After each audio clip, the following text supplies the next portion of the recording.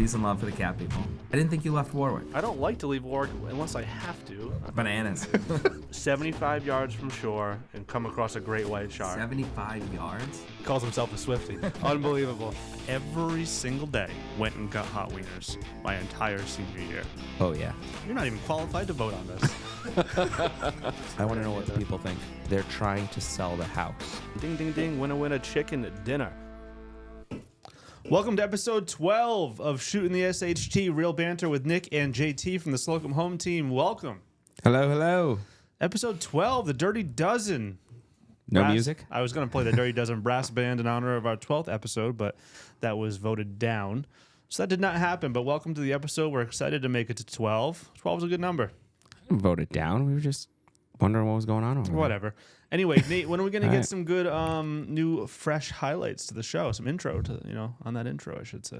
Well, I was planning to do it for episode 20 to unveil a new intro. Really? Yeah. Oh, this is Wow, news. jumping Breaking ahead. news on This the is pod. something I've been compiling for a little while. wow. So Okay. we've got See, he's on it. some great highlights. And also I want to add some stuff to the board here. So just I tell you what, for next week's episode, just give me a little list of blurbs and fun sayings that you guys have done throughout the last episodes, and I'll add it to the soundboard. We can have a little bit of fun. Oh, I love that. That's great. How's life, John? You always cut us off. But General anyways, catch up. life is good. Okay. Been busy here, busy with life. Wife's ready to pop, huh? Wife's ready to pop. She's getting a little uncomfortable. Get it in the nursery ready. I can't believe you're allowed to go to Dallas in 2 days. She's a good sport.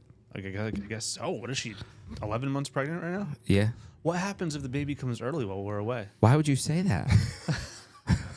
It's a possibility. That's I mean, a month. it That's a is. month early. That's pretty I early. was 6 weeks early when I was born. Stop it. Just why would you put that out there? I'm just exploring the possibility. We need a contingency plan. We need a plan in place of what happens if. Tom said he'll let me borrow the jet. Yeah, I'm sure. So, how's she feeling? How are you feeling? You excited? I'm You excited. nervous? You get nervous about everything, so I'm sure you're nervous. I do. I have stressors about certain things, but I'm feeling better now. Of the last 2 weekends, got the nursery painted. Okay. Have some furniture set up, the crib set up, the dressers Nice. set up, so Jen can start putting some stuff in there. So we're getting there. Okay. Feeling Excellent. better. Nice. Very good. Yeah. Okay. Already used to not sleeping, so Cool. here we go. Sounds Buckle good. up. How about you? Life's good. Thought you Life's never good. ask, So, Unbelievable. He's such an asshole. speaking of asshole, 2 swears already in the pod, and we were only a few I'll minutes bleep in. them out. Thank Yeah, you. where's the guy with the bleep? Anyway, I have an event tonight that I have to go to. Is and this your bone? I am up for a pretty decent award. I don't think I'm going to win. I'll put it out there that I think the chances of me winning are very slim. But with that being said, I am nominated, one of 5 people nominated for statewide Realtor of the Year. Oh, congratulations. Yes. That's Congrats, buddy. That's Thank big you. news. And do you know who's not coming? awesome. John. One of my very best friends and business partner of over a decade, not even coming. Yeah. Not even coming. Lover, closest confidant. Nate, I are you wouldn't go going? that far, but Are you going? What? I think there's a bit of a difference in the wasn't- relationship between Nate and you. I love you, Nate. No worries. No Easy, worries. easy. But yeah, that's all I'm going to say about that is the support is overwhelming. Unbelievable. Well, I'm just finding out now. So So, little backstory here. We actually talked about it like 4 weeks ago, and you still didn't choose to go. Are you trying to give me an extra seltzer? I'll take it, pal. Thanks. Actually, give that back. Get out of here. what are you guys drinking? Some fresh. Well, no. You know what? They Don't don't want to change the sponsor us. We're drinking fizzy water. Appreciate that. So I can't even begin to count the amount of things that I've gone to and supported him on. I've said to him, but not tonight, apparently. Not every there's no bigger NS fan than this guy right here. Love him. It's like a brother. Where do you draw the line? Apparently, when you're up for statewide Realtor of the Year, that's the line. But you know what he does? And he's doing it right now. He gets these events, and like the afternoon of, he'll be walking out the door. He'll be like, can't believe you're not coming today. Thanks for the support. Just leaving me hanging. And I'm like, where are you going? Like, I don't even know where you're going right now. He's on the Right, board for one of our local associations. This is the statewide association. They've sent out about 379 emails with the photos of the 5 Realtor of the Year nominees on it. I mean, literally, I get one like every other day, it feels like. And, I didn't even know that was tonight. didn't know that was going on. So you're saying he had ample notice Ample notice. this time around? Never must mind the have- fact he's on the board of a local association. He's not even going. I went to His business partner is up for that, and he's not going. I went So to I'm ours. offended, and I am upset. Wow. So I'm just going to Unbelievable. leave it at that. Ridiculous. What do you think, Nate? What do you think? Would you be offended if you were in my shoes? Well, what's the reason you're not going? I was reminded like yesterday. No, that's a terrible reason. Oh, so there's no other pressing Nope. issues or agenda that you have to. Well, I mean, I'm leaving this side of the country for 6 days with my wife, 11 months pregnant, and my 3-year-old son at home. So I basically haven't seen them because I've been working. So I thought it would be good to be present one evening this week at home before I leave for 6 days with him, by the way. That's fair. So what you're saying is you're not only a bad friend, but an irresponsible husband as well. I'm trying to balance here. And it's people like you two clowns that make it more and more challenging. I would Look never. at, I would look at never. the grin on his face. He is so satisfied with what he's doing right now. I would never call you actually an irresponsible husband or a bad friend. Nick, suck it up. Moving on. Okay. All right. Pumpkin giveaway. We just wrapped that up. About 2,400 and change pumpkins delivered throughout Warwick to various neighborhoods. I believe this is either the 14th or 15th year we've been doing this, if I'm not mistaken. Maybe 15. But it's a great annual event that we do. It's wonderful to give back to the community. Any thoughts on our annual the Great Pumpkin Giveaway? The Great Pumpkin Giveaway. It was a great time as always. It was. Love spending some quality time with you, of course. Going to the farm, loading up the pumpkins, hitting the streets in our farms, riding on the back of the trailer, tossing pumpkins off, waving to the people. You know, it's always a great time. I want to give a little shout out to the MVP of our team in the pumpkin giveaway, and that would be Mr. John Fracasso. Absolutely. John joined us earlier this year, and John absolutely bought in on the whole community event, giving back, helping out. He brought his awesome, what are they called? Jeep Gladiator. Gladiators. Gladiators or gladiators? Gladiator. Still Throwback. Still a Oh, throwback, gladiator. yeah. Jeep Gladiator with the trunk available for the pumpkins, and it was a wonderful, wonderful addition, made life much easier, and John was the Slocum Home Team 2024 MVP of the Great Pumpkin Giveaway. Let's give it up for John. Awesome.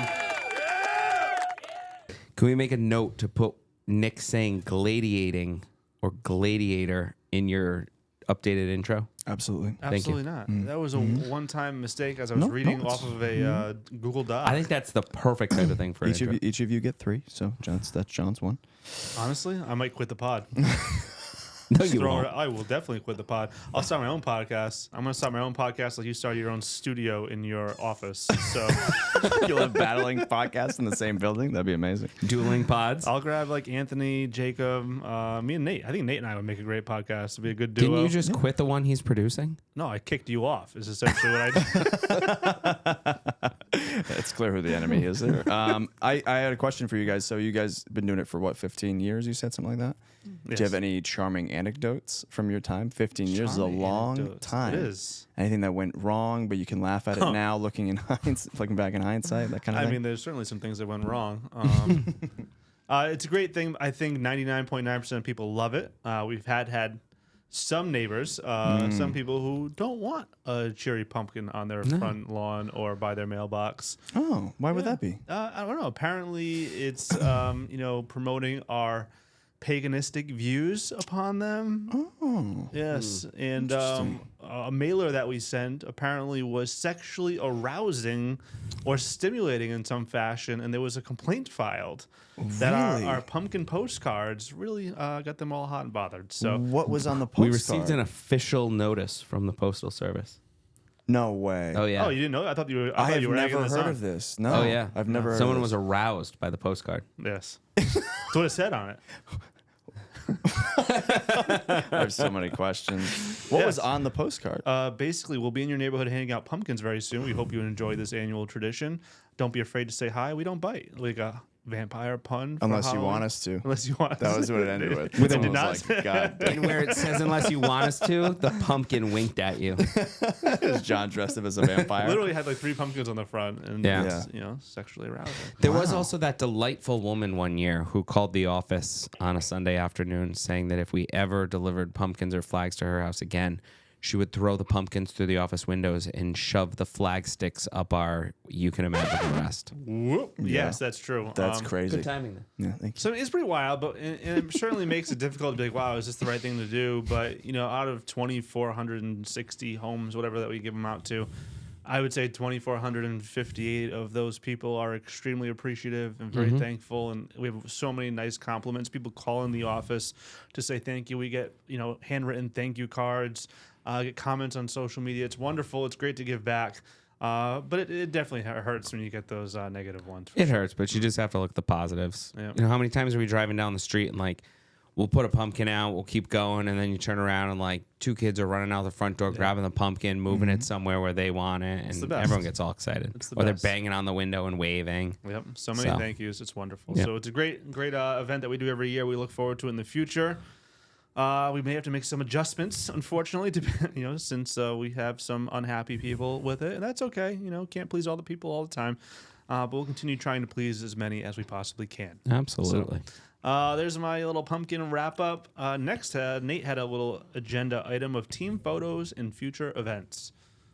We are looking to grow with the right agents. We are certainly looking for people who share in our core values, our philosophies, working in a team environment, where the sum is greater than the parts. That's the saying, right? The sum of its parts is greater than the whole. Thank you. Yep. Nailed it. So yeah, I mean Deep that's stuff. it is very deep, right? So we are looking to grow.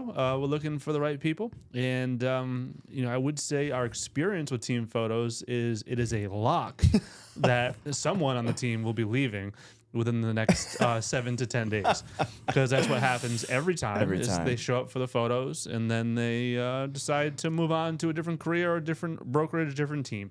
Yeah. So do we want to start laying some bets down on who that might be, or probably not nice. dangerous territory? Probably in poor taste. Yeah. We can do that I hope later. it doesn't happen. I think we got a great group.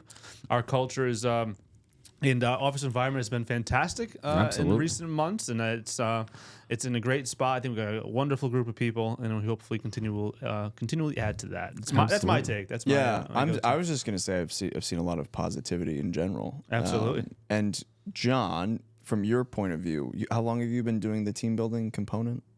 Team building Because you component? guys became an actual team not super long ago, right? No, actually, so we were the Nick Slocum team Right, in right. 2016 that John and I started together. Creative name, huh? Very creative. Came up with that one myself. And then Can we get a round of applause for that? Yeah, absolutely. Where are we?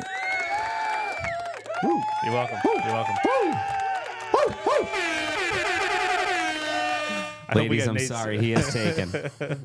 I hope we get Nate's face on the actual YouTube video there. Yeah. So we the Nick Slocum team from 2016 till 2022, and at which point I was talking with Phil Slocum at the time, who was our broker owner, and told him, hey, listen, you're not exactly a spring chicken anymore. Whenever the time does come for me to take over the company here, I'm going to want to run the whole office as a team. I believe in the concept. I believe the consumer, which is our North Star, gets a better experience. They have a smoother process. They have true experts in each aspect of the transaction, helping them and assisting them get to their goal, the finish line of whatever their real estate needs may be. So, like yourself, they're providing amazing photos, videos, etc. So, that's kind of was my vision. And Phil said, well, why are we waiting? Let's do it now. So 2022, we transitioned the Nick Slocum team into the entire Slocum home team, where we work our entire office as a team now. We certainly lost a few people, a handful of people who we knew it probably wouldn't work out for, and that's okay. Absolutely. Sometimes you That's need gonna to happen. do that in order to grow to where you want to be. You need to trim the branches so the tree can grow. It's a great analogy. I absolutely love that. Did you come up with that yourself? No, I can't take credit for that one. Now, so I was going to ask you guys. You were alluding before to some of the the values that the company espouses and how you'd like future agents to kind of align with those values. Could you name the core values? I certainly could.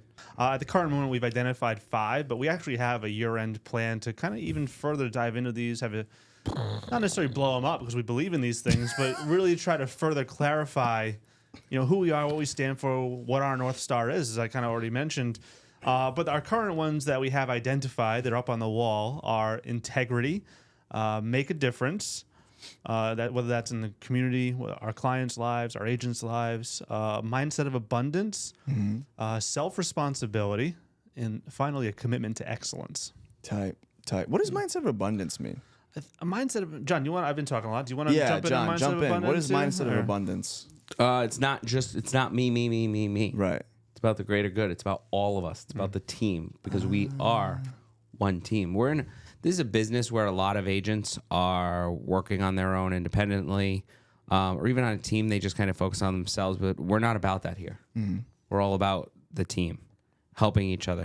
Again, another shout out to our farming MVP, John Fracasso. But we're switching CRMs right now, and he's basically said, I'm quite familiar with this. I used to train on it. So if anyone needs help, let me know, That, I saw my him friend. sitting there with Kelsey yesterday. So Yeah. Kelsey pulled her chair over to John's desk, went right in there, dove in, and they're literally just on each other's computer, helping each other set up and whatnot. And it's been great. So that's just one small example. We see Right. that day in and day out, and we got a great group right now Absolutely. that are really jumping in and believe in that team concept. And the more every single one of them does from a business and production standpoint, it helps everybody else.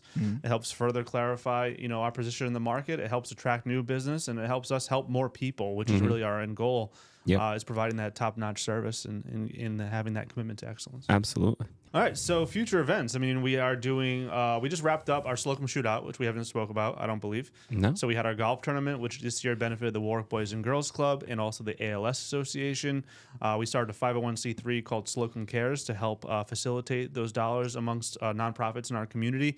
So that was a great event, other than the weather, which we had a couple of rain delays, and it was not outstanding on that side. It's a little on wet, that to front. say the It least. certainly was, but still a good day nonetheless. For sure. I think we raised a little bit less than last year. I think the weather certainly hurt us on that front, but still going to be a nice chunk of change for each charity for sure. So we got that. Jacob's doing Spirit Week next week, even though we're going to be away. I think they did that on purpose. Probably. You don't have a lot of spirit. Just kidding. You had a really mean look there. It's going to benefit a charity called Homeless Hotels for Homeless Dogs. Or something like that. Yeah. Super cool. Gonna do that there. We're gonna have a little Friendsgiving coming up. We're gonna You know have. We had a Bosses Day event where we all drove by. Well, many of us. Someone didn't. Drove by Phil's house. I didn't know about that. Oh, you How didn't did he know not about invite it. you to that? I didn't know. Was there an official invite? Oh, multiple. Yes. Yeah. What the? There was a chat message. There was an Fudge. email. There was a calendar invite. I didn't get any of those. It's kinda I like- swear I didn't get any of Phil those. was like, "What's up with Nate?" No, Nate, I Nate. would have gone. I didn't know. I felt. Now He I was feel probably really on an bad. interview or something. No, stop. Wow. Work on that You better resume. knock it off. I guess look who I'm not going to use as a reference. Team photos were yesterday. I hope we have our producer next episode. You wonder why I was like, "Nate, let me get a photo of you." He was like, "No, don't worry about it."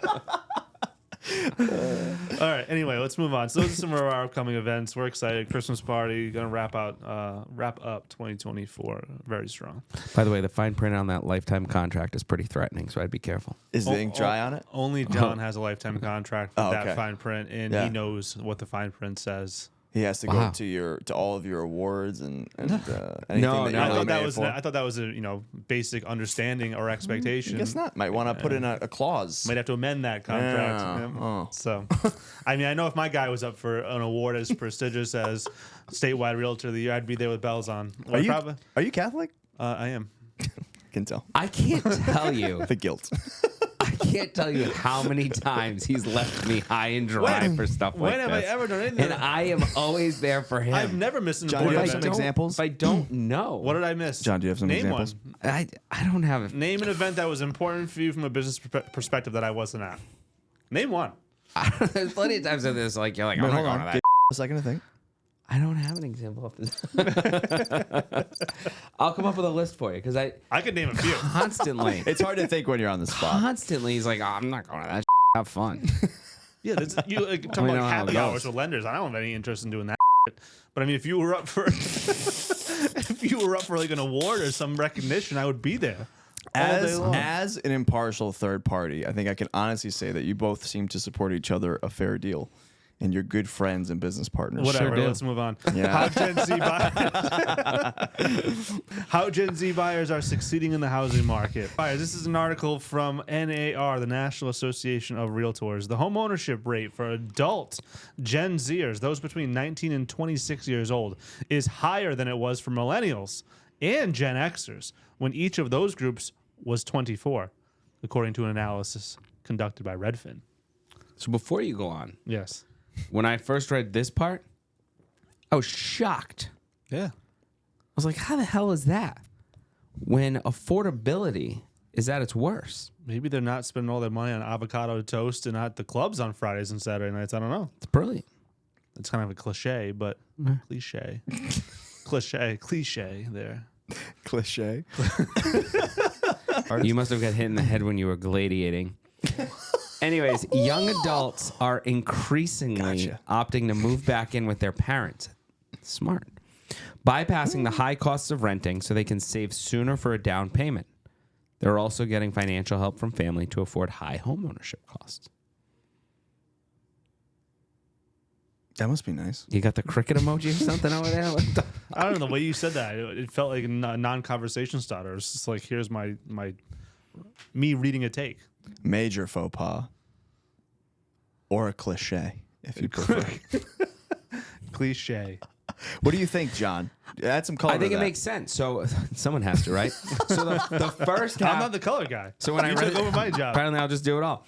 So the first half where the home ownership rate was up, I was really surprised because you think of how rates are up, prices are up, it's more unaffordable. I was like, wow, how are they doing that? You know, but reading on it makes sense. If they're bypassing rent, which, you know, when they're renting, they're putting all this money away month after month.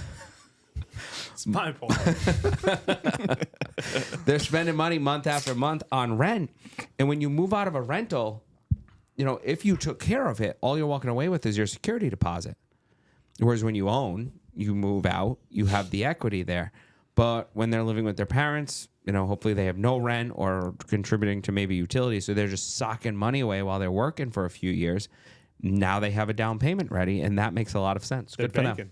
Good I for think them. I did read too. I was not only half joking there. I did read that like that the age bracket, those what are they called again? Gen Zers. Gen Zers are not like going out or drinking as much as like Yeah. our generations did. They're like much more homebodies, kind of. Yeah, I don't know if this is like a gross generalization, but it seems to be the trend online that I'm seeing. So I don't know if this is the case with you guys. Everyone's algorithm is a little different, but What's yours? He's on Pinterest. Yeah, I'm on Pinterest, exactly. But I'm noticing that content seems to be divvied up generationally a lot of times. So there's like, you know, you got people attacking the boomers, or there's stuff that I follow like 30AF and stuff that's made for millennials, our age bracket. And the thing that I always see is like Gen Zers are yearning for this bygone era. Like every generation kind of says, like the good old days. And they're posting up pictures and video of us, like people our age, going to the club when we're like, you know, going to Club Hell when we're 16 or the Coliseum, and like it's so glamorous. And I'm thinking, well, you know, it was fun, but I'm glad I got a lot of that stuff out of the way. It wasn't, you know, it almost seems like a rite of passage to do that. But if these kids are saving money, they're not killing brain cells with drugs and alcohol. That's always a good thing. Good for them. I would say for me personally, I was out of the house when I was 19. So I had to learn a lot of self-sufficiency and independence. I do see people staying at home with their parents a lot later. Some people even older, my age, moving back in with their parents to save for their first house. Like people, yeah. How old are you again? 34? I'm 31. Oh, I'm 31. Yeah. Yeah. Maybe No, I older. seem much older because I'm wise. But Also humble. yes, that's true. That Yeah, comes that's the first with thing I think wisdom. of when I think of That Nate. comes with wisdom. Yeah. You'll see. So yeah, but you know, it's wild out there, guys. It is wild. You'll see. Any hot takes? Any color on that one? But, Where do I begin? but Gen Oh, Z, boy. yeah, Gen Z. I don't know, but also the article does say to the age of 24, What if at 25 it's drastically different? You know what I mean? Who knows? Yeah, I Like mean, that's you can kind of a twist loaded. numbers any way you want to, right? That's exactly right, and I do for my own purposes often. Agreed. All right. All right, let's move on to the next topic. All right, HGTV favorite fall decorating tips. I haven't even dove into this yet, John. I'm going to do it as we're talking, but real quick, seller reaches out to you, says, John, I want to list my home. It is October 23rd. Hell, I love Halloween. You know, like, what are you going to do? You got a big skeleton in the front yard. What's your advice? I say thank God you called me because Nick hates Halloween, so let me help you out there. As far as the decor, I would So say mean. It's true. the mean or him hating Halloween. No, him hating Halloween. Thank you. I don't hate Halloween. Yeah, you do.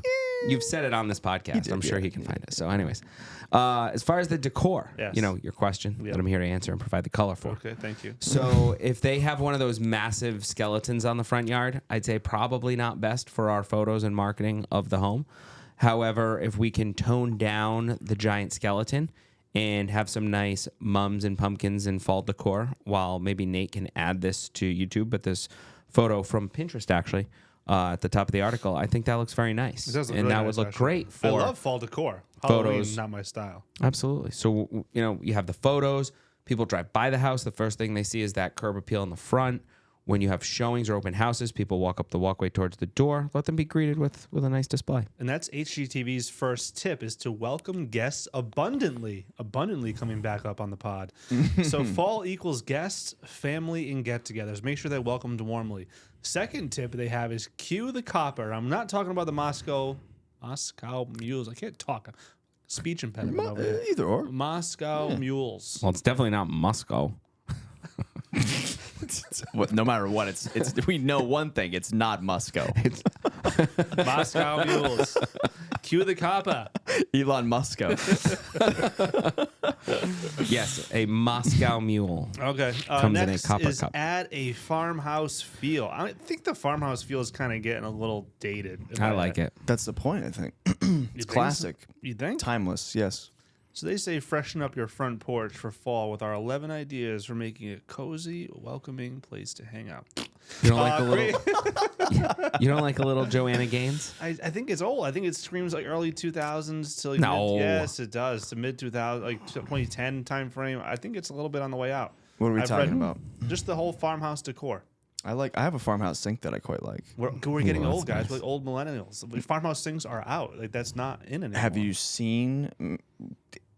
Okay, 50% of the houses that we photograph, Yes. they haven't been renovated since the 70s. I'd say farmhouse decor is timeless. It's not like 60s or 70s with like shag carpeting and stuff. We'll agree to John agrees disagree. with me on this one. I know he does. I'm with Nate. What about the mums on the front steps? Yes, That's nice, all right? day long. Love That the always mums. looks Love the good. We can mums. agree on that. Or like Yes. the white pumpkins and gourds and stuff. Absolutely. Yes. Is okay. Absolutely. Nick probably not, as long as it's not a jack No, o' I like the lantern. gourds. Yeah. Okay. I have Yeah. a jack-o'-lantern on my front step Okay, right now. Yeah. No, I'm into Halloween. You're a pagan, you're saying? Paganistic views. You're not into Halloween. Stop yes, it. I am. He's not. I mean, I wouldn't dress up for Halloween at all, unless I was going to a must-wear costume. What about party. trick or treating with your kids? Do you ever dress up? No. No. No. No, And I- I have no problem with the parents. My that do, parents never did either. But no. You dress up to go trick-or-treating, don't you? Not anymore. When I was a kid, I did. No, I mean like to go out with Hudson. Is this his first year going trick-or-treating? Yeah, but I'm not going to dress up. I would I have still like pegged Hall- you as a guy who I dressed would up. think so, yeah. No. Yeah, definitely. No.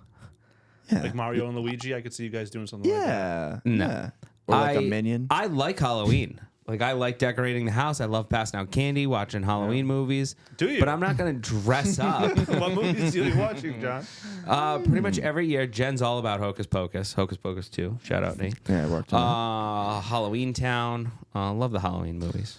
Okay. Those are two. We'll talk more Those are about good that in a little bit. But safely fire up the fireplace. John's flipping off Nate. Set the table with a seasonal style. I'm not sure how listenable this podcast is going to be.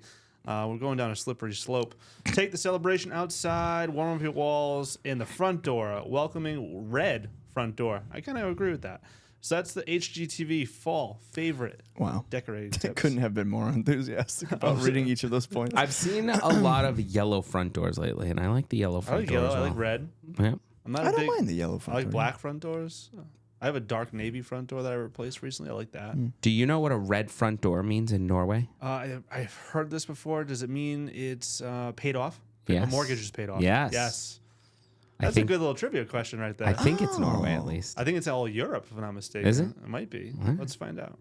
Maybe Scandinavian countries in general. But that's really interesting, John. It's almost a full When they fact. pay their mortgage off, they paint the front door red. Oh, it's Super Ireland. cool. Oh, in Ireland, red doors were believed to ward off evil spirits and bring good luck to the household. In Scotland, a red front door means a paid off mortgage. Ah, Scotland.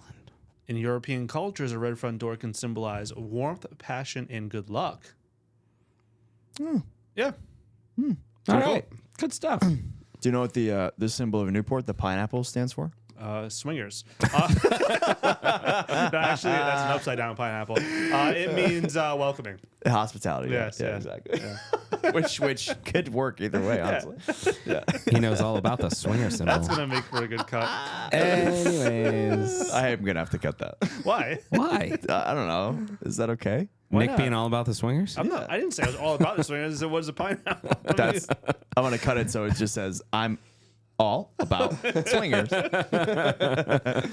remember I went out with Phil recently, and he had a pineapple pattern and shirt on. I was like, "Whoa, good guy, getting down, huh?" Oh, boy. This is why he doesn't dress up as Santa anymore. No hate. All right. Anyway, next article is from Wallet Hub. When they ranked the safest states in America in 2024. So their quick intro is every article is about a mass shooting, terrorist attack, hate crimes, natural disasters, da-da-da-da-da. It's awful. They wanted to give a positive article on the safest states and rank those out of the 50 states. So are you looking at the article? Have you peeked? I haven't opened the whole article. I've seen the rankings, and I saw a headline last night that said New England was the safest place in America. Very clearly, that was going to be my take because they ranked the top 5. Why you get and 4 out of the top 5 are New England states. Apparently, Rhode Island and Connecticut are not quite as safe, even though Rhode Island came in number 9. So let's see here. Number 1, safest state, Vermont, the Green Mountain State.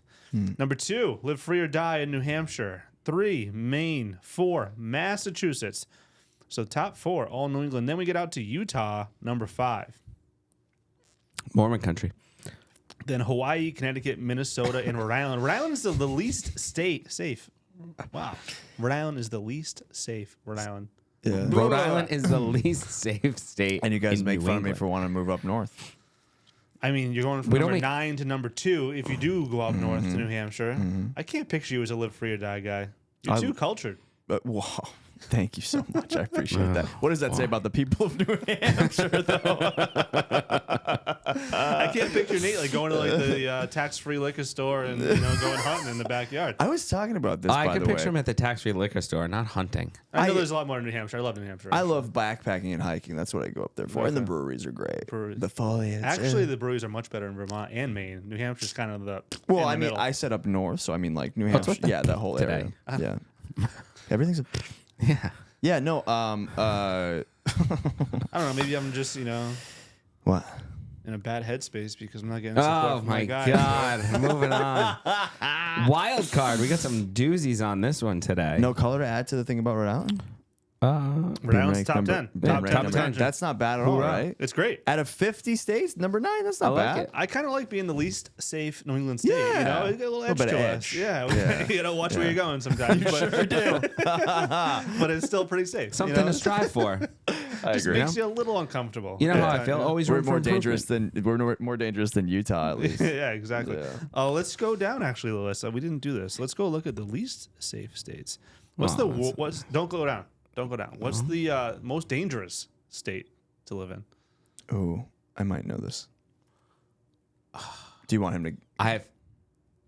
Is it Tennessee? I have 3 guesses. Stop it. Is it Tennessee? I have 3 guesses. No. Tennessee's 40, Okay. I was thinking Memphis. Alabama, 44, Georgia, 42. Louisiana. Louisiana's 50. All right. The bottom 3. 50, Louisiana. 49, Mississippi. Alabama. 48, well, we're headed on Friday. Oh, no. Texas. Texas. Yeah. Yeah. What do all those states have in common? South. I'm not going there. You are going there. Wild card. Wild card. First hypothetical question of the week. Would you rather have to say anything that comes to mind all the time or never have anything to say? I think I have to go with never have anything to say. I'm the opposite. I almost say everything that comes to my mind already. I know. I don't think I'd be allowed outside if I just said everything that came to mind. That's the problem. So really, you're just a fake person No. No, you hear plenty of what I have to say. behind closed doors. You yell at me for being too blunt and honest many times. Yeah. Yeah, I feel. I think I'd probably rather say anything that's on my mind because I am also a pretty blunt person already. Yeah, I would agree with that, and I would say, That's why everyone's afraid of you. whoever likes you and is your friend, whenever you say whatever's on your mind, you know that it's legit and it's real. Otherwise, you're just living a fake life like John. So. You say he doesn't have a filter. That's crazy. Nope. Yeah. Nope, certainly doesn't. I would be worried about some of the implications as far as the fairer sex. Yes. Yes. You know what I mean? Yes, that's true. Yeah, that wouldn't be great. Or people you dislike. Never mind. This is a good time to have a filter. Yes, I agree. Second question. I was going to say Nate, something about you my answered guy it. here, but never mind. Second question. You are offered a pill that increases your intelligence by 50%, but also permanently removes your hair, including your eyebrows. Do you dare take this pill? You would be bald with no eyebrows to be 50% smarter. Picturing you with I go hard no. Hard no. 50% smarter? Yeah, I think that my level of intelligence has done fairly well for me so far, and I'm quite happy with my. I always want to do better, but I think I'm all right keeping my hair and my eyebrows. Don't you want more? Yeah. I do, and I think I still have the ability to get more. But I mean, Where's your mindset of abundance? I think I'll keep my hair. I have good hair and I'm already I'm smart. just on an island with these. Let's keep going. See what happens. we got a bunch of them today. Would you rather? Okay, go ahead. Get read outta it. here. I read every one, but go ahead, read it. I know. It's time for somebody else to talk. Would you rather live for another 80 years and never leave your house, or live for another 10 years and be free to go wherever you want? So I flip flopped on this one. Originally, I was easy, no question. 10 years ago, wherever I want. I love to travel.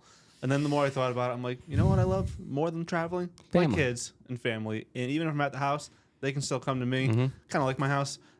So I'm going 80 years at my house. It wasn't my first reaction, but it's where I landed. I'm a homebody. I like being home anyways. I would take 80 years at home all day long. This is tough. This is tough because I don't have any kids yet, so that's a consideration. If I were you, I'd go wherever I want. Yeah, but then in 10 years, you're gone.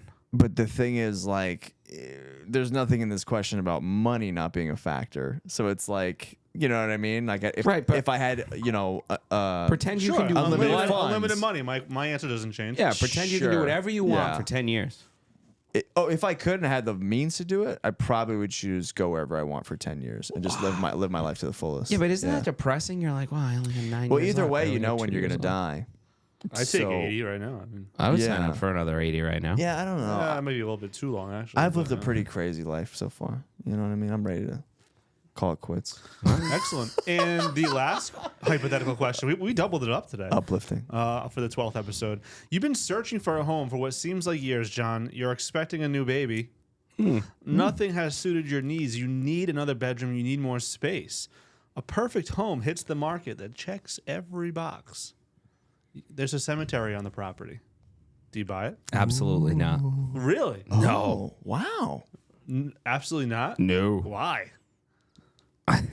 Why? Does it need any explanation? Yeah. I think so. There's Is dead this- people in the ground. So what? Who Yeah. cares? Yeah, they're dead. I don't want my house to be haunted. You actually believe that? Doesn't freak you out? Absolutely No. not. You think there's Oh, actually man. ghosts and stuff? Yeah. I don't believe that. No. I don't believe in ghosts. What? I don't either. I'm with Nate on this one. There's no proof. Show me proof. There's bones in the ground in your yard. Wow. That's it. Okay. That's it. And probably some really cool graves. Some like old. Yeah. There's adds to the ambiance when you want to decorate for Halloween. You said you like decorating for Halloween. I sold a house on Flat River Road in Coventry that was awesome. It had a huge lot. I kind of wish I bought it. Yeah. It was an old house, but it had a historical cemetery on the property. That's- Now, issues where on the there was. property? It doesn't matter. It's on your property. No, but if there's like a historical cemetery, like way in the woods upon No. acres and acres, that's different. If there's like a cemetery, That like, you can see from your bedroom window. Yes. Yeah, No. you can see from the you can see No. the spirits waving. Really? No, I'm out. I'm no problem whatsoever. I'm buying that all day, Oh, I'm with especially if Nate. it's a nice, beautiful historic Oh, home. yeah. Forget about I'm it. with Nate too. It's Forget mine. about it. about You know what else is about nice, beautiful historic home? Yeah. Haunted. I can't believe you actually are 100% saying that. That you believe that. I love it, actually. I love that you're saying that. I don't believe in it, but We I need, think we need that's a really... reel out that John believes in ghosts. Yeah. Newsflash. I didn't know. I didn't know he was. Have you had serious, any too. ghostly experiences? Oh, let's hear about it. No. Come on. Way. No. Yes. You can't tease that. and then not Yes. deliver. Come on. No. For Halloween season, you're not going to give us one? What do you got? No. Come on, tell All right, us. pause. John, you got to tell a story. So you have Ah. teased that you have, extraterrestrial, Paranormal. paranormal. Paranormal. Yeah, experience. that's aliens. The other one, That's right? correct. Yep. I don't believe in them. Oh, actually, I do. I do believe in aliens, yeah. I don't have any extraterrestrial experience. Okay, how about paranormal? I wouldn't even say paranormal. I didn't even know the word because I just don't even believe in it. That's how strong. You I ever am watch The against it. Conjuring or anything? Yeah, it's Doesn't a it movie. freak you It's out? fiction. It's a genre. So you have seen The Conjuring? Like, Yeah. do you believe in the Blair Oh, Witch so that's a Project? scary movie. Or Yeah, you're not kidding.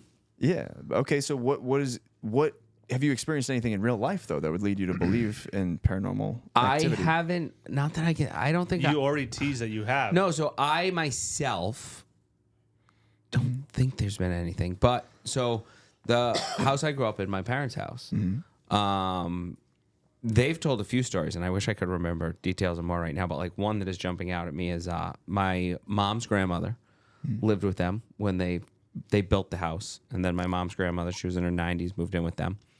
And shortly after she passed, I know they would talk about at times at night that she had this rocking chair in the living room, and they would like get up in the night, and there was one time that they saw like the rocking chair slowing down, middle of the night, no pets or anything. And my dad was telling a story one time about how he was like sitting at the head of the table with a glass of wine, like How much wine did he have? holding.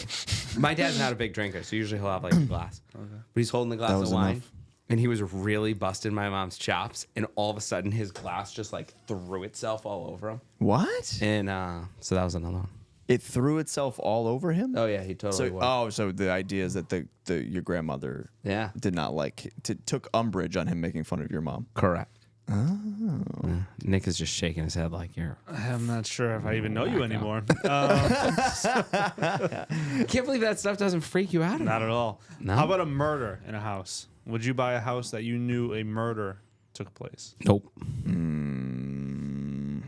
Depends how nice the house is. Wow. Also depends on the notoriety of said murder. Like if We had one, Craig Price, in our neighborhood, in Yeah. Buttonwoods. When I was young, he had multiple murders in our neighborhood. Yeah. His name is Craig Price, and I could tell you the houses that it happened in. Would you buy one of those houses? Depends how nice they are. Nope. I wouldn't either. You wouldn't either? No. No. Why? That kind of freaks me out. Just the fact of like knowing that something to that nature took place in the house. Yeah. I don't mind if somebody died in the house. That doesn't bother me either. Natural causes, Well, I don't think whatever. most house. But It is unsettling. It is Yeah. unsettling to think about. So is it true that in Rhode Island, do you have to disclose if that happened, if something like that happened in a house, or no? There are certain states that you have to. Is that correct? Is that a thing? I've heard varying factors, like you have to disclose that either murder took place or if it's haunted. Even that's a thing I've heard. Haunted. Yeah. Rhode Island does not require it. Okay. So there's nothing on the sales disclosures about it. You as a person, However, if you are asked Point blank. and you know, right? you have to share. Okay, that's fair.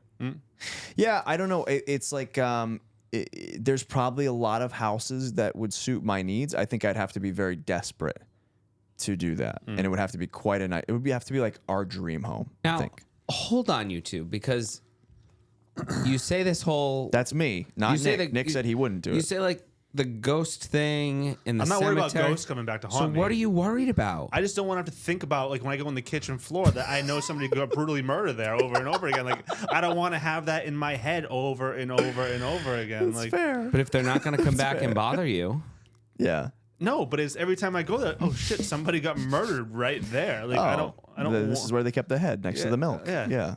You have that mental picture in your mind. Right. For my mental health, I don't want that to be a thought that comes into my head. Well, over and over again. there have been cases where, like, for instance, Jeffrey Dahmer, his apartment building was completely demolished. Yep. No one's gonna want to live in that apartment building afterwards. You know what I mean? It's just like it depends. I suppose it also depends on how grisly the details of the crime scene are. You know what I mean? Like if it's a husband and wife hate each other and it's a murder-suicide situation, that's awful.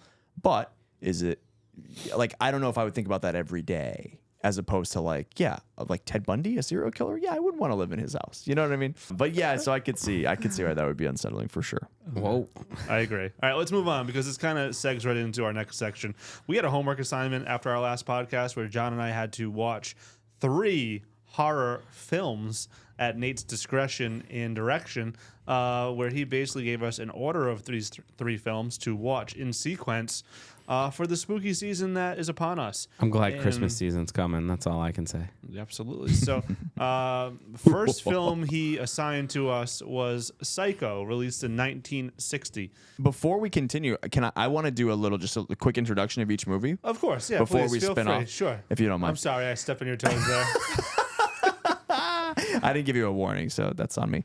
So Psycho is a 1960 American horror film produced and directed by Alfred Hitchcock, who, as you both probably know, is a very famous filmmaker. Made films like The Birds, North by Northwest, Rear Window, etc. It was made on a budget of $800,000, and it grossed $50 million at the box office. It's huge in 1960, huh? In 1960, it was. How much was a movie ticket in 1960? Oh, probably, I don't know, 50 cents, if that, not even. It stars Anthony Perkins, Vera Miles, John Gavin, John McIntyre, and Janet Leigh. Janet Leigh was the woman who, if you guys, well, you've both seen it now, spoiler alert, is killed halfway through the film. That's the famous shower scene that shocked audiences worldwide. Janet Leigh was actually a pretty big star at that point. So to kill her halfway through, which was further replicated in another film that we're going to talk about today, was a huge shock to the audience. No one expected it to happen. It was like a mid-act, just completely took the rug out from the audience. So that was huge at the time. Also, the sheer amount of like kind of blatant, sort of risque sexuality and some right other away. First scene. Yeah, that was pretty progressive for the time. Sure. And then also the way it was shot and the acting by Anthony Perkins, and who plays Norman Bates. Fabulous. So I think all around, very strong performances. I would not characterize it as a scary movie by today's standards. It is certainly a horror film. It has gothic elements. That house, Norman Bates' house, is still actually on the Universal Pictures lot to this day. Really? Yes, and there's a very good TV show called Bates Motel, which is like a prequel to that, and it shows Norman Bates and his mom growing up. So it's actually very interesting. I gotta watch it. Was that like a newer show? Or? No, I'd say it was maybe 2016 it started up, and then it ended like a few years back, but it's a really good show, and it kind of gives some backstory to the character. Psycho is regarded by many people to be not only one of the best horror films of all time, but one of the best movies ever made. It's a classic film. So for that, it commands a lot of respect, but I could absolutely see why someone not having the knowledge of film or really caring about like the breadth of film history might go in and be like, oh, it's pretty good. It's decent. So with all that being said, that was my reaction. Yeah. How did you guys think? What did you think about Psycho? I would like to watch it again because I wasn't looking for a lot of the things that you mentioned. I was kind of just expecting what I know to be like a horror movie, right? And it never really happened. But it was a pretty good story. I did enjoy it. It would certainly not be something I turned off if it was on the TV again. Might even roll it out again next Halloween. So throw it back on the repeat there, but. My initial grade, I think I gave it in our group chat, was a 7.2 out of 10. I might even lean a bit higher on it. I might lean like a 7.9, 8.1 range. Nice. Somewhere in that range. Cool. Enjoyable. Good. Nice. So when you said that everyone was like totally shocked at the shower scene, were they shocked at the fact that she's such a popular actress at the time was killed halfway through, or like shocked as if they weren't expecting that during the shower scene? They were shocked that such a famous actress was killed off halfway through. Okay. Because the way the movie is set up is that she's going to be the main protagonist. You're following her as she's running away with her boss's money. Also, the sheer violence, quote unquote, by today's standards, not that much. Even by the late 1960s, it got quite a bit gorier. But back then, the shower scene, the way it's filmed with such quick cuts and that jarring music, the violin, and the sort of insinuation of the stabbing and the blood, it's a lot for, at the time, people were like, this is kind of intense. And imagine seeing that in theaters with that violin. It was very intense. Very loud. So both reasons were.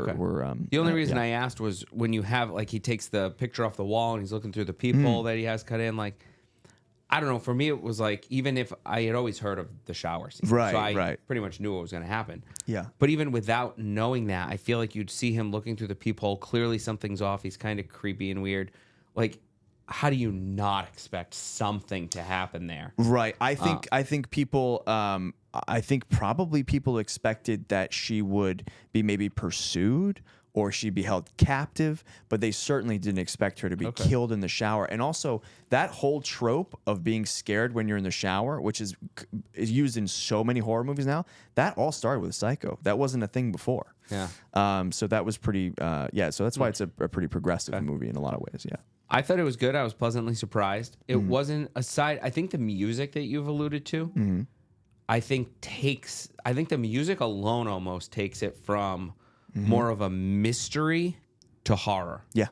Because it was very much so a mystery watching it. That's what kept me intrigued the whole time was, okay, so the mom did it, and I was expecting the son to do it when she arrived at the hotel, and I was expecting him to do something because he was looking through the peephole. He was kind of, something was off about him. Right. And then the mom came into the shower, and I was like, oh shit, like it's the mom.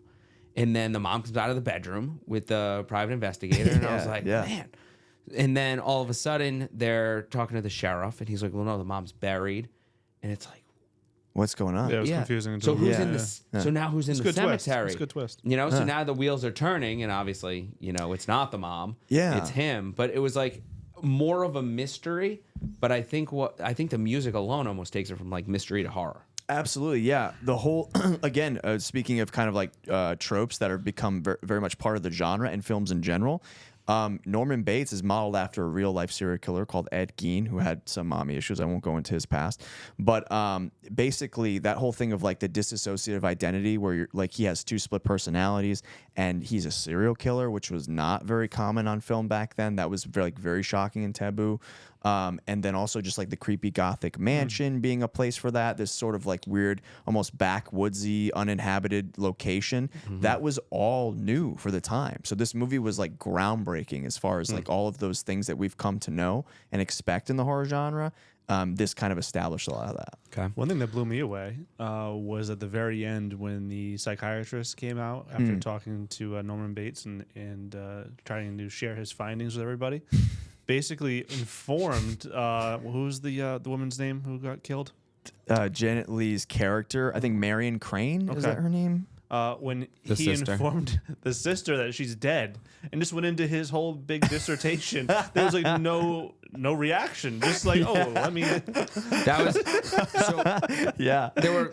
Like, oh, my sister was killed, but please tell me about. That's the part of the movie I'll have you guys know that everyone criticizes. Really? No matter, it doesn't matter if you love it or not. Yeah. Everyone is always like that end thing. He just gives exposition about what happened, Yeah. and no one's as shocked as they should be. No. That has received the most criticism by far. I thought that was pretty cool to listen to like his insights. What I found almost comical Yeah. was the two stabbing scenes. Yeah. Like just how like fake and choppy the stabbing was, and then the faces of her and the private investigator getting stabbed. Like it's just like, oh no, don't stab me. Like, it's so bad. Yeah. It's almost has to get cut. It's almost comical. Yeah, the when he's falling down the stairs, the private that was a cool shot though, the way they did that, where he's kind of like doubling back and they do a dolly zoom there. That looks really cool. But yes, I was thinking about the dolly zoom. Yeah. Great film. Great film. But it Take was us a to good the film. next one. Okay, so next one is 1982. This is John Carpenter's The Thing. It's a 1982 sci-fi cult classic. Sci-fi cult classic. Yes. The Thing, I know off the bat it stars Kurt Russell, but let me just pull up the official information here. It tells the story of a group of American researchers in Antarctica who encounter the eponymous Thing, an extraterrestrial life form that assimilates, then imitates other organisms. That's why it was on my mind. The group is overcome by paranoia and conflict as they learn that they can no longer trust each other and that any of them could be the Thing. The film stars Kurt Russell as the team's helicopter pilot, R.J. McReady, who is like honestly one of the coolest characters in any movie. It was made on a budget of $15 million, and it only made $19.9 million in North America. It was considered a failure at the time, a box office failure, and has since gone on to garner critical acclaim and cult status. Cult classic. It's also is funny enough, I didn't know this, but it's one of Universal's over time, one of their most lucrative franchises because they've made sequels, they've made video games based off of it, comic books. It has a huge following now. It's like one of the most popular movies they've ever made, which Did not know that. is really weird because, again, at the time it was like a lot of people. It was very polarizing. Yeah. Yep. I can tell you, I was on the other side of that. So, quick story. So, I actually, decided, last minute guy, a little procrastination going on. I was like, let's start these movies like 5 or 6 days ago. I know we got a podcast coming up. I got to dive into these. I know John hadn't started them yet either. And I was like, all right. And I remembered The Thing was one. And I went to go turn it on, and I turned on the Thing first. The opening scene, you start seeing like the dog and the music and the 80s vibes. And I'm like, this is the wrong one. This is not the right order that I have to go in. So I found the message. I circled back to Psycho. But at the time, I love 80s movies. I love that whole era. I love the 80s. So I was like, that's going to be a fantastic movie. I'm very excited for that. But I said I have to go in order because that's what Nate requested that we do. So I went back and watched Psycho, was pleasantly surprised. And then the next night, I was like, all right, here we go. Time for The Thing. I'm excited. Go put on The Thing. And I got to tell you, I wish I could get that hour and a half back. That was brutal. It was such a bad movie. I thought it was terrible. You fell asleep, didn't you? I fell asleep during it at one point. It was just, I had to like stop looking at it for a while. It was gory and gross, and I don't love that whole extraterrestrial kind of vibe thing. It just the guts and the tentacles and it's just blah. Did you go back? I did. I finished it just because I had to, not because I wanted to. Kurt Russell was a great character. I actually enjoyed that. I thought he did a great job. It was just the gore for me. It's just not my. If there was like a kind of like a Stranger Things aspect to it where it came out like very rarely, I would have enjoyed that movie much more. Yeah. But there was a lot of it, and it was just, it got tiring. It got really tiring. It was just like, I can't do this. So when you say it was a bad film, it's the gore, is what you mean? It was the gore. Like it's not a badly made film? I mean, to be honest, the amount of gore turned me off so much that I didn't follow the plot in the movie as well as I should have. Yeah. I did like that character, but I was like, I got to admit, I was like kind of on my phone. I dozed off at one point. I'm like, this sucks. Like this movie is just. That's why terrible. you didn't enjoy it. I'm telling you. Well, first off, That's why. I will admit that it is a lot. It is a lot of gore. And out of the 3 movies, I knew that this one would be the one that was the most polarizing and probably the least likely for you both to like. Okay. I will say there's what was John's thoughts on the movie? Oh yeah, John, what did you think, bud? It was gross. You didn't watch the movie, John. So I went on a binge at the end last night. I enjoyed Psycho. We'll talk about Scream. Jen was excited about Scream, but honestly, what really made me not go into, and I still feel bad because it was for today. But what really kept me from like just staying up till 2 a.m. and watching The Thing was when Nate basically told me like, oh, if you got sick during Gladiator, there's no shot you're gonna make it through The Thing. And I was like, oh, okay, well, now I'm just gonna be like, You told me, I think it might have been a lie, that Nate gave you permission not to watch it. That is absolutely I don't think a lie. I said that. Yes, you said. Nate said I can't watch it because of the gore. So the first time I saw The Thing, I've seen it probably 4 or 5 times now. You've watched that movie 4 or 5 times? Yeah. So the first time I watched it, I too fell asleep I fell asleep probably about halfway through, if that. I just remember it being like a weird sort of like acid trip of like gory limbs and tentacles and weird oozing stuff everywhere. And I'm like, this is just like, I don't know, like I was just tired. I didn't watch it in the right mindset. So the second time I watched it lights off. I had plenty of energy. I paid attention to it because that is essential when you're watching a movie, right? It shouldn't be on your phone.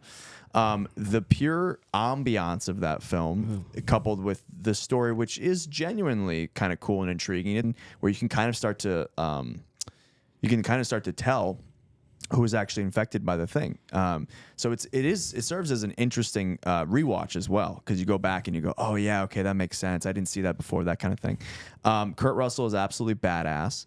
The gore is a lot. I would say if I were to direct the film, I would have cut out probably a substantial amount of it, because a lot of it kind of just goes on and on. You're like, okay, I get it. It's gory. Like, just cut this.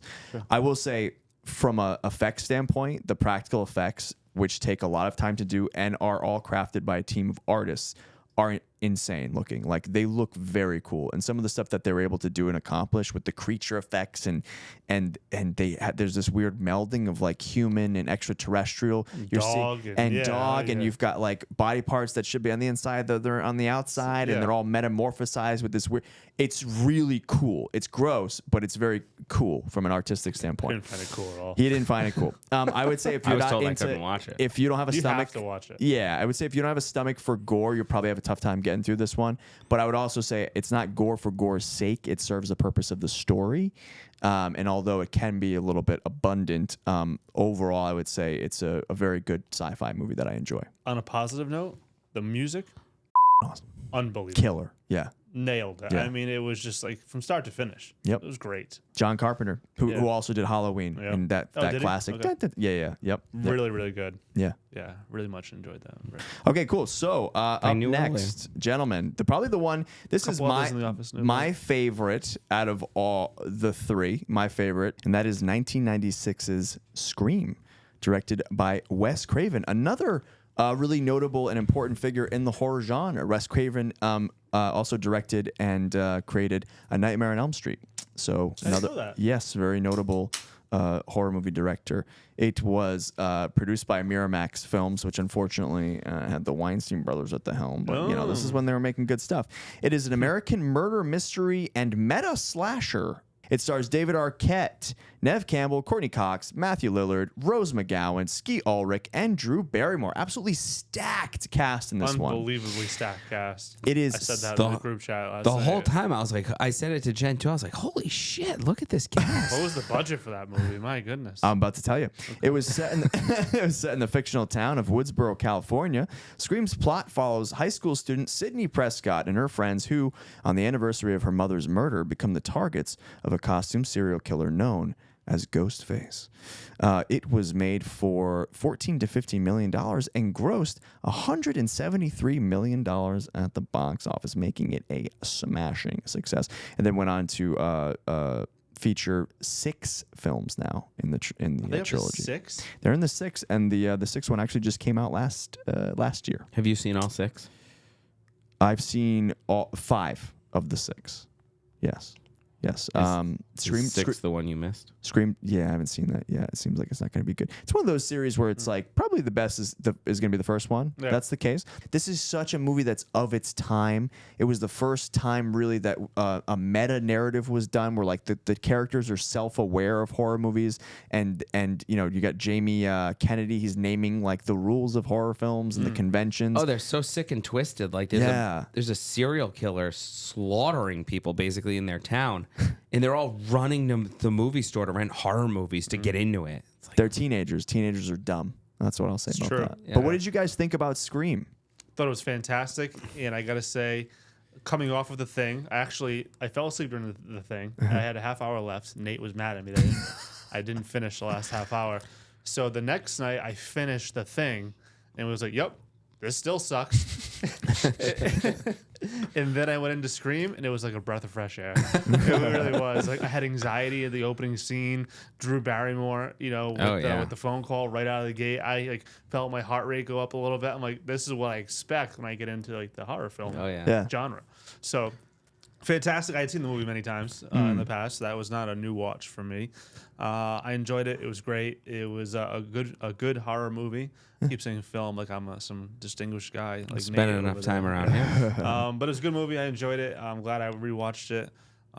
It was all coming back to me throughout, and it kind of put me in the Halloween spirit. I'm ready for the holiday. There you go. Yeah. That's awesome. Yeah. I don't recall ever watching the whole thing straight through. Really? It was good. I enjoyed You were it. a little though. young though. It As came we out in said. '96. So 7. yeah, you were too young for that. I I was 12.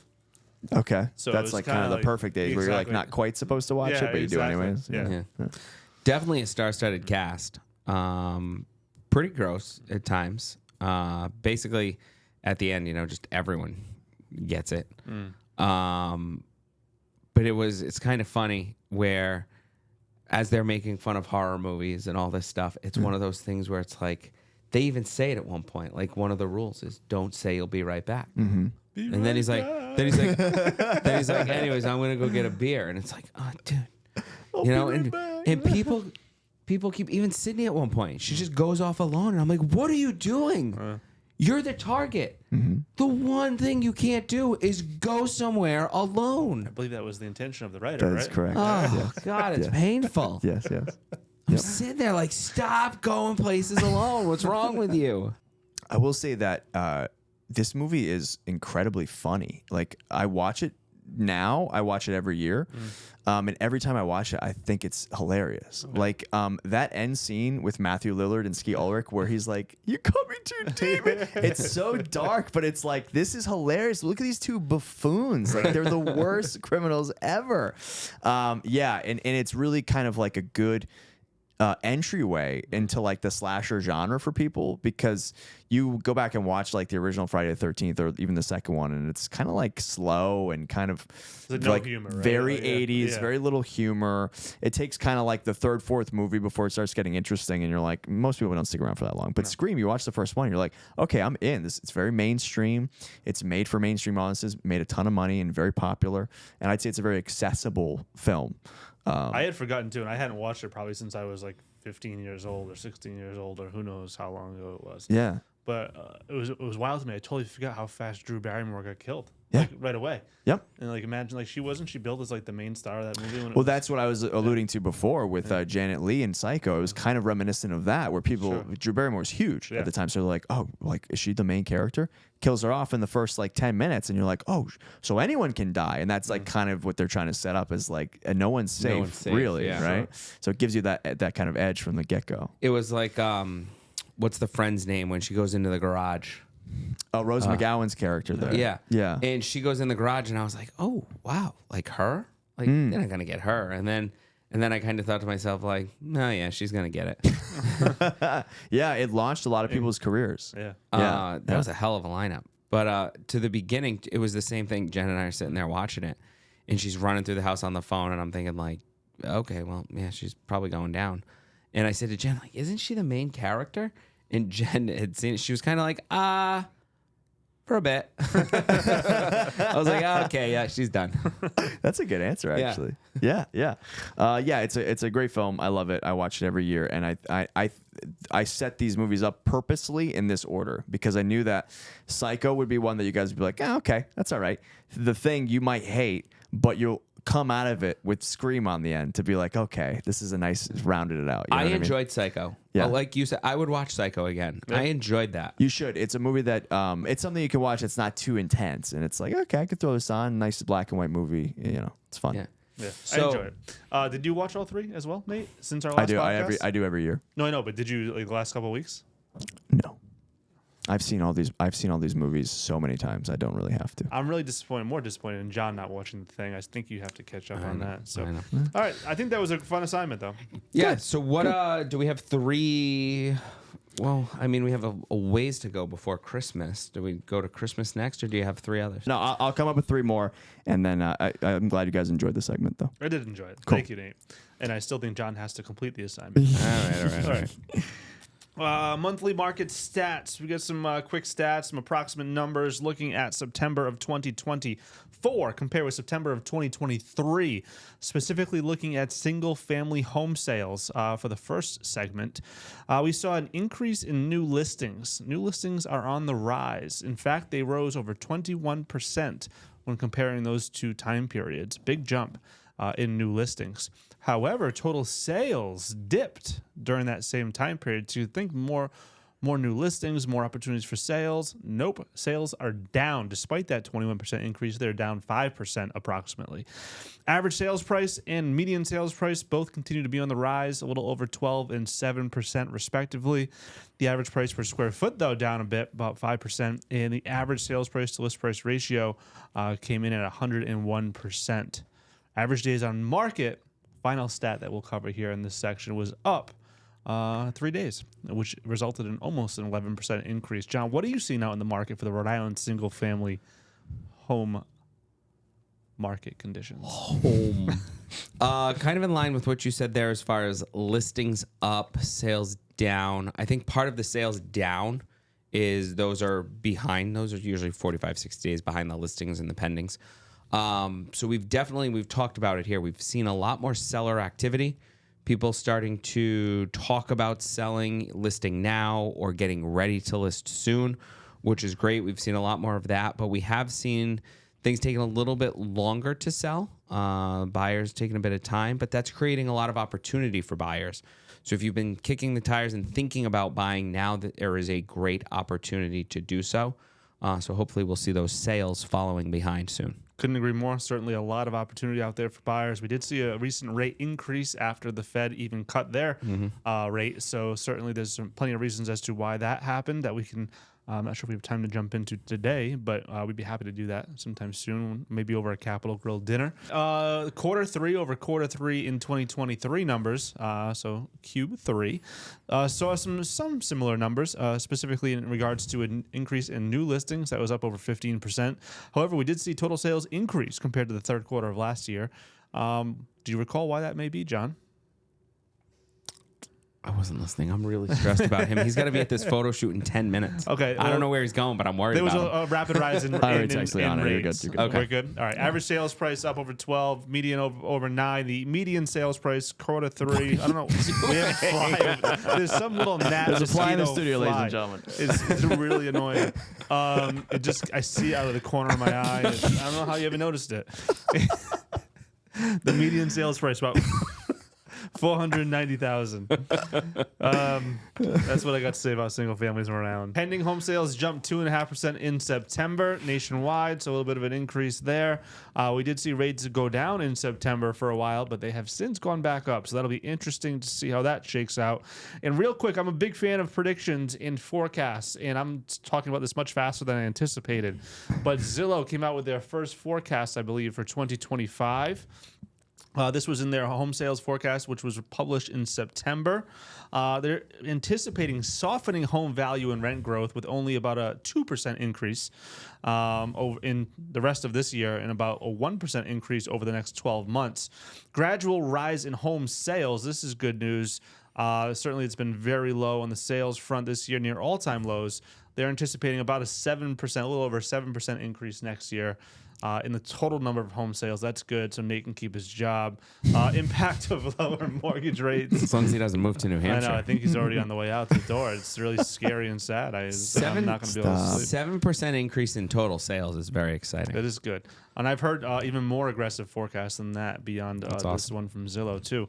I think Keeping Current Matters at the Tom Ferry Roadmap event, he was anticipating an even bigger jump than that, David Childers. So we'll be covering forecasts a lot in the coming months for sure. It's that time of year. You know, if prices go up 1%, that's fine. We've seen some pretty aggressive growth over the last handful of years.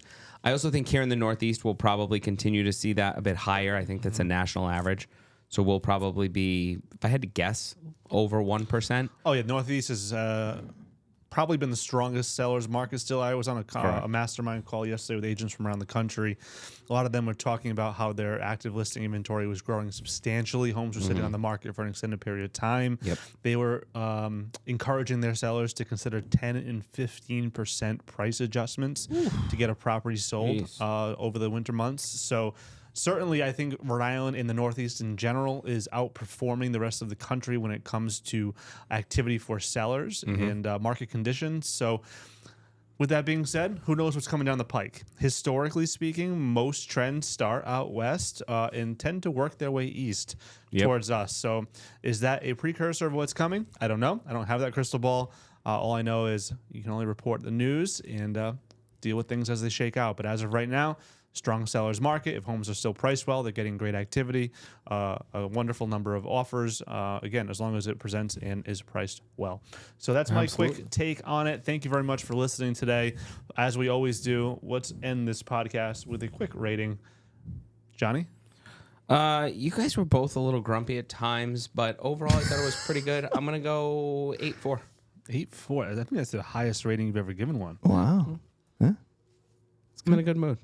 Yeah, me too. I usually am. But. He's trying to make up for the fact that he's blowing off this event tonight. I tried. Yeah, when I was made aware of it, 3 hours before the event. When I was made aware, I just tried to buy talked about tickets this and 3 it weeks was ago. sold out. Nate, what's your rating? 8.6. Really? You think it's that good? I liked it. Give I me had a some good, context I had as a- to why. Well, I had a good time. Okay. I'll give it a 7.9. Why? Ooh. Why so I negative? thought it was good. I don't know how the content was. I mean, there was some good stuff. There was some other stuff, and I'm upset with you, John. Well, we So left a that's, lot of real estate content. The knees. Guys, thank you Love you, so John. much for watching. Don't forget to like, share, and subscribe. Follow us on Spotify, Apple Podcasts, wherever you get your podcasts. And check out Slocum Home Team. We can fulfill your real estate and insurance needs. Drop your rating in the comments. Drop your rating in the comments. Cut at the knees. You're amazing. Sometimes. That's a wrap on today's episode of Shootin' the SHT. was like, who's gonna get the laugh? Be sure to subscribe wherever you heard this podcast so you never miss a future episode. And if you enjoyed this content, please share it with others and leave us a rating and a review. Buying, selling, or want to connect with Nick and JT? Visit Slocum Home Team on Facebook and Instagram or slocumhometeam.com.